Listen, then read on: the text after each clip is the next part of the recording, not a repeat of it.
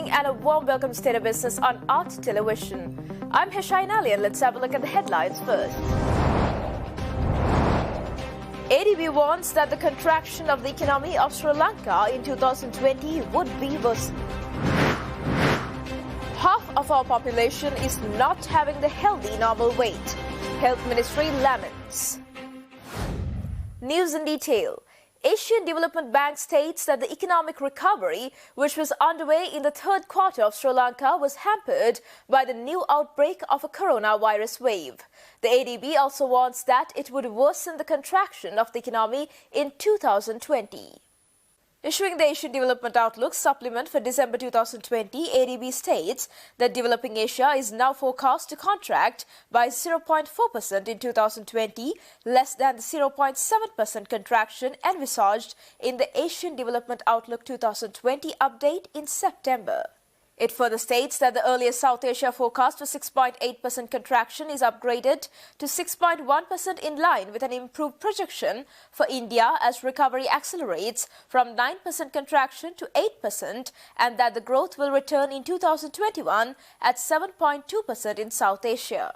But the ADB supplement highlights that a rapidly expanding outbreak in Sri Lanka from early October, which brought localized lockdowns and restrictions affecting country's main export and tourist markets, will worsen contraction in 2020.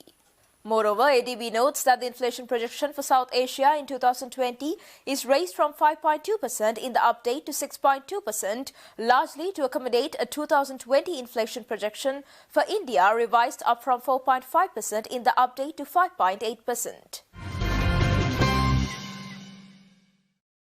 Food and Agriculture Organization of the United Nations states that Sri Lanka is facing a triple burden of malnutrition from staggering rates of stunting and wasting among children, micronutrient deficiencies and overweight and obesity, especially among women of reproductive age. Thus, these observations were brought forward at the launching of the Sri Lanka Food-Based Dietary Guidelines at an event held in Colombo yesterday. The Ministry of Health, Nutrition and Indigenous Medicine, with support from the Food and Agriculture Organization of the United Nations, launched the Sri Lanka Food-Based Dietary Guidelines in Colombo yesterday. The guidelines provide advice on foods, food groups and dietary patterns to provide the required nutrients to the general public to promote overall health and prevent chronic diseases. The guidelines were developed by the Nutrition Division of the Ministry of Health in consultation with various government ministries, universities, nutrition associations and institutes, consumer and non-governmental organizations. The revised Sri Lanka Food-Based Dietary Guidelines are published and made available to the public on the website of the Nutrition Division of the Ministry of Health. You may ask, why do we need food-based dietary guidelines in Sri Lanka? Sri Lanka is a country that is facing a triple burden of malnutrition, from staggering rates of stunting and wasting among children, micronutrient deficiencies and overweight and obesity, especially among women of reproductive age. The causes of malnutrition are complex and multi-layered, yet diet is one of the single most important contributors to malnutrition. These FBDGs can favorably impact diets and the food system in Sri Lanka from production to consumption. The dietary guidelines can serve to guide a wide range of food and nutrition, health and agriculture, and nutrition education policies and programs. Moreover, speaking at the launching of the Sri Lanka Food-Based Dietary Guidelines, consultant community physician of the Nutrition Division of Ministry of Health, Dr. Anuma Basnaika, added that half of our population is not having the healthy normal weight. She further added that 27% of adults are having dependent on unhealthy processed food, while 15.3% are underweight. Our recommendations are to take 2 fruits daily, but people eat fruits only 4 days a week. But in contrary to that, 27% of adults, that means more than 1/4 of population, are always or often eating processed food which are unhealthy. Then as a result, nearly 1/4 of males and 1/3 of females in the country are identified either overweight or obese, while 15.3% of the adults are underweight. Out of that, 16.5 of males and 14.1% females are underweight. That means we have only less than or approximately 50% or the half of our population is in normal weight. So that is because our eating habits are poor, and that will result in poor health. And among adolescent health survey done in 2016 showed that during the previous 6 months prior to that survey, about 0.4% of the participants or the adolescents had not taken breakfast before going to school. These are poor dietary habits. Stay tuned for more news right after this commercial break. Welcome back after the break. The government will open the Bandaranaike International Airport and the Mahinda Rajapaksa International Airport at Mattala within January. Both the ministries, the tourism and aviation, have made arrangements not to delay the opening of country's airports anymore. President Gotabaya Rajapaksa last week directed the tourism sector officials to consult the health authorities soon and to look for the ways and means to open up the 2 international airports of the country. President highlighted that Sri Lanka was heavily dependent on the foreign exchange earnings from the leisure industry and assure the facilities needed for the tourists. Accordingly, after consultation of all the relevant stakeholders in the hospitality industry, the Tourism Ministry and the Aviation Ministry had come to a decision to open up the airports in January. Minister of Tourism Prasanna Ranatunga said that the basic requirements and facilities had already been assured at Katunayaka and Mattala. However, he added that the date of the opening of both airports for tourist arrivals will be announced on the 1st of January. State Minister of Aviation D.V. Chanaka said that there was a series of meetings between the health authorities and the tourism sector officials last week about the guidelines which should be used at opening of the airports. He also said that the guidelines formulated by the government included that the minimum stay for visiting foreigners was 2 weeks, giving a special emphasis on COVID-19 pandemic. An official from the Aviation Ministry asserted that the government extensively studied few models which followed and are being followed by some other countries in this regard. Sri Lankan Airlines today announced that it is awarded the 4-star rating for major official airline for 2021 by the Airline Passenger Experience Association at the Future Travel Experience Virtual Expo Awards ceremony that was held last Wednesday.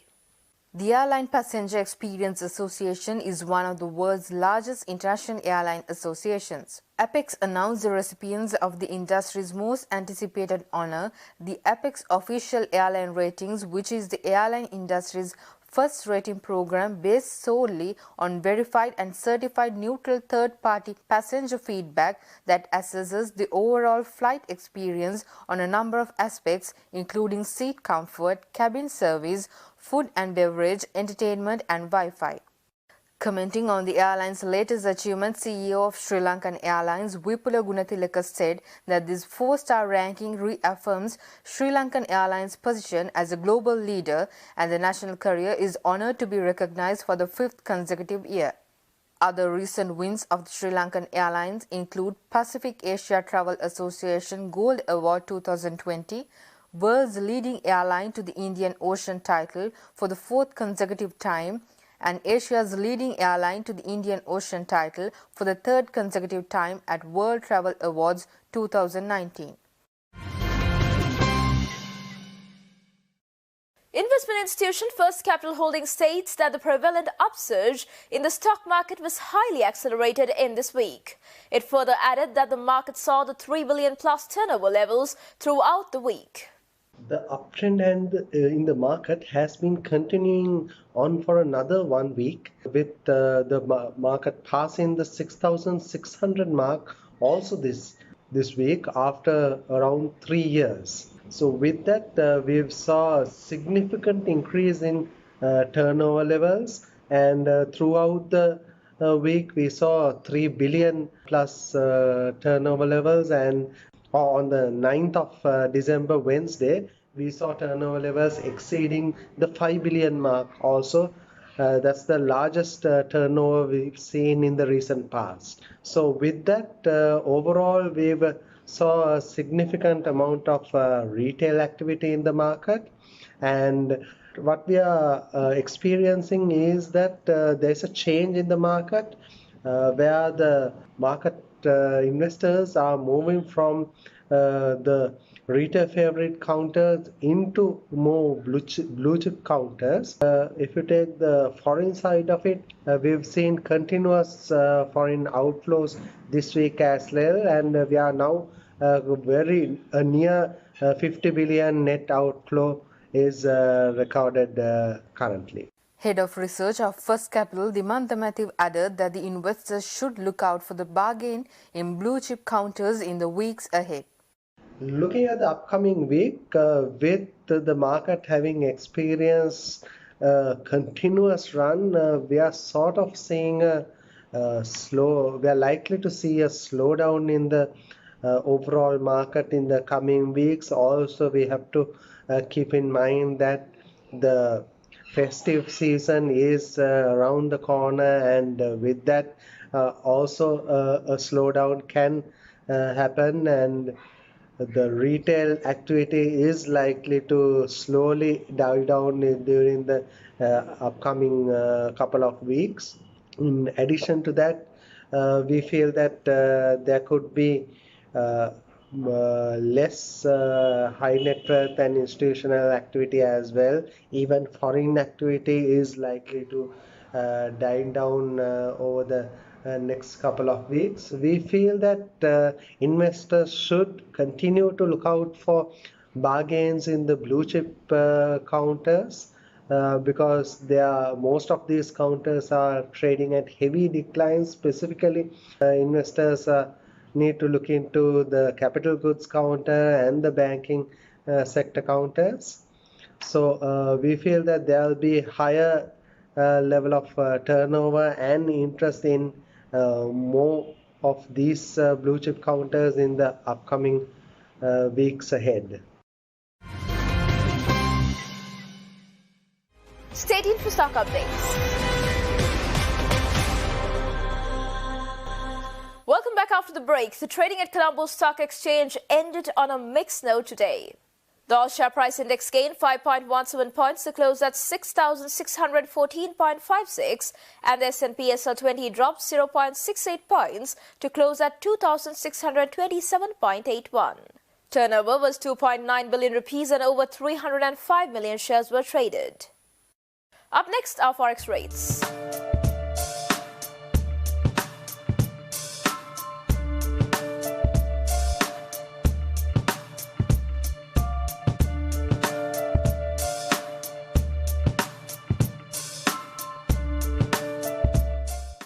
And with that, we'll be winding up for today. See you on Sunday with BIS Roundup at 7 p.m.